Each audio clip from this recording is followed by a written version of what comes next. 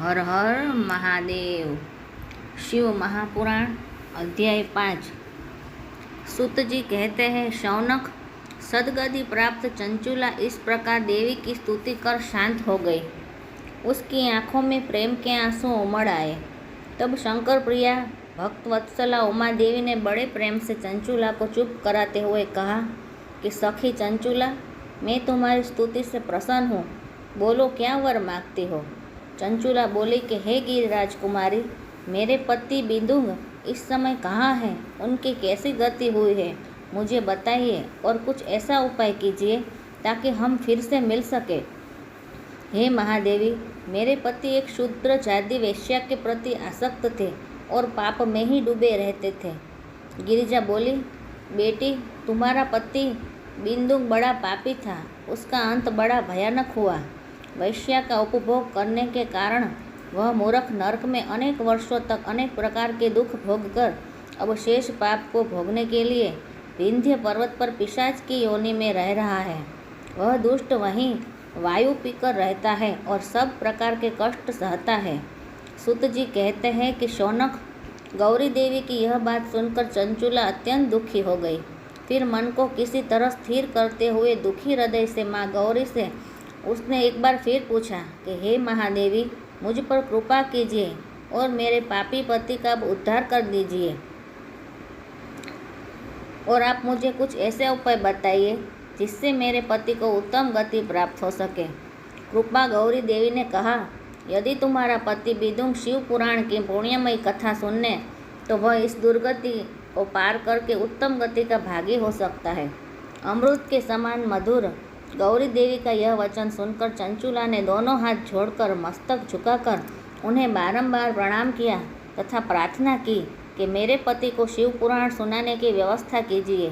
ब्राह्मण पत्नी चंचुला के बार बार प्रार्थना करने पर शिव प्रिया गौरी देवी ने भगवान शिव की महिमा का गान करने वाले गंधर्वराज तुम्बुरो को बुलाकर कहा, तुम्बुरो, तुम्हारी भगवान शिव में प्रीति है।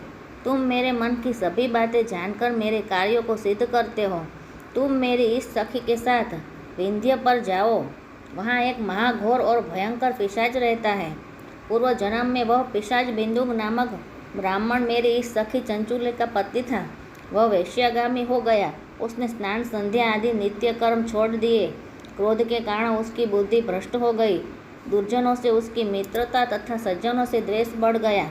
वह अस्त्र शस्त्र से हिंसा करता, लोगों को सताता और उनके घरों में आग लगा देता था। चंडालों से दोस्ती करता एवं रोज वेश्याओं के पास जाता था। पत्नी को त्याग कर दुष्ट लोगों से दोस्ती कर उन्हीं के संपर्क में रहता था। वह मृत्यु तक दुराचार में फंसा रहा। मृत्यु के बाद उस पापियों के भोग स्थान यमपुर ले जाया गया। वहाँ घोर नरकों को सहकर उस समय वह विंध्य पर्वत पर पिशाच बनकर रह रहा है और पापों का फल भोग रहा है।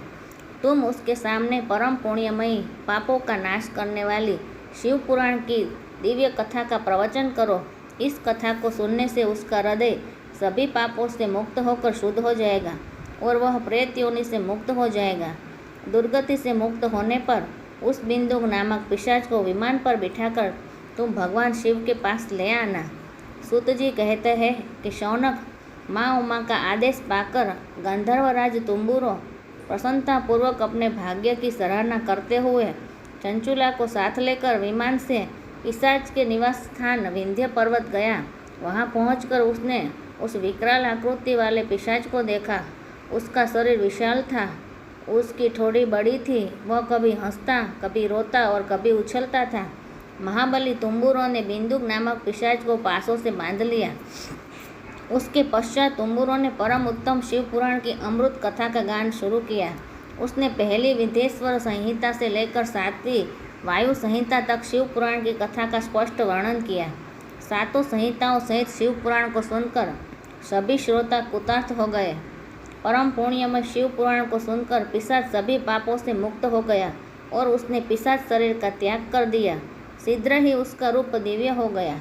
उसका शरीर गौरवर्ण हो गया। शरीर पर श्वेत वस्त्र एवं पुरुषों के आभूषण आ गए। इस प्रकार दिव्य देहधारी होकर बिंदुक अपनी पत्नी चंचुला के साथ स्वयं भगवान शिव का गुणगान करने लगा। उसे इस दिव्य रूप में देखकर सभी को बहुत आश्चर्य हुआ। उसका मन परम आनंद से परिपूर्ण हो गया। सभी भगवान महेश्वर के अद्भुत चरित्र को सुनकर कृतार्थ हो गए। उनका यशोगान करते हुए अपने अपने धाम को चले गए। बिंदुक अपनी पत्नी चंचुला के साथ विमान में बैठकर शिवपुरी की ओर चल दिया। महेश्वर गुणों का गान करता हुआ बिंदुक अपनी पत्नी चंचुला एवं तुम्बुरों के साथ शीघ्र ही शिवधाम पहुंच गया। भगवान शिव, देवी पार्वती ने उसे अपना पार्षद बना लिया। दोनों पति पत्नी सुखपूर्वक भगवान महेश्वर एवं देवी गौरी के श्री चरणों में अविचल निवास पाकर धन्य हो गए। हर हर महादेव। शिव पुराण 5वां अध्याय संपूर्ण।